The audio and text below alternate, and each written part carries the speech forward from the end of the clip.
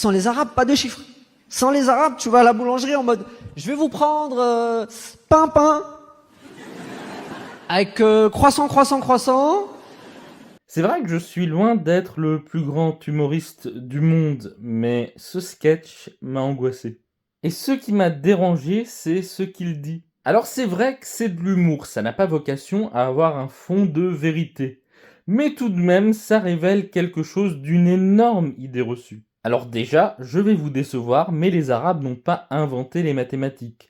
Ils ne sont pas censés avoir inventé les chiffres, mais un système de numération. C'est notre système de notation qui combine 10 signes différents. Mais on n'a pas attendu les Arabes pour commencer à compter. Difficile d'affirmer le contraire quand on sait l'importance des mathématiques grecques qui elles-mêmes sont héritées des Africains. Il y a le système romain, hérité des Étrusques, qui remonte à plusieurs siècles avant les Arabes. De même, il y a le système chinois qui remonterait au 3e millénaire avant Jésus-Christ. Et même quand il n'y a pas de système de notation, en règle générale, dans les langues, il est possible de compter. Surtout, les chiffres arabes ont une origine indienne, raison pour laquelle on parle de système de numération indo-arabe. Il suffit de voir la gueule des symboles arabes et indiens pour s'en convaincre. Évidemment, le racisme banalisé qui touche les Indiens n'aide pas à le reconnaître. Mais il faut souligner une chose, c'est que ce discours positif sur le monde arabe qu'on trouve très généralement à gauche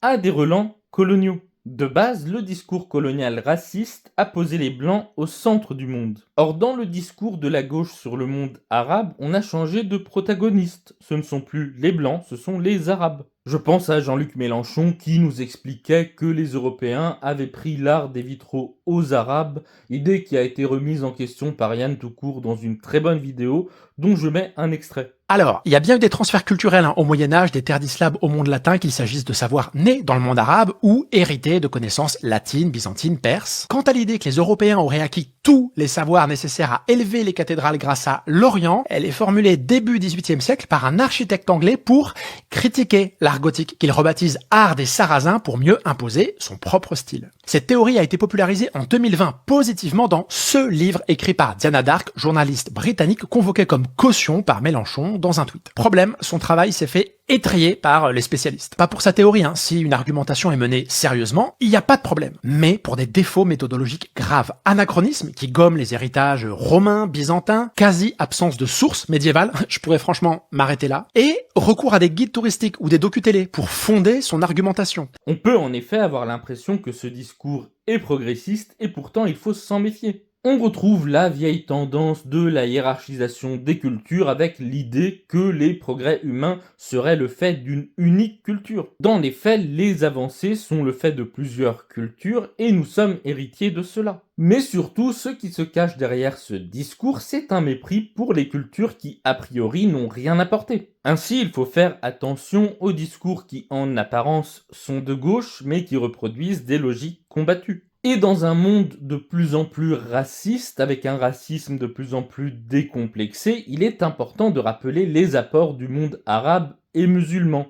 Mais cela ne justifie pas tout.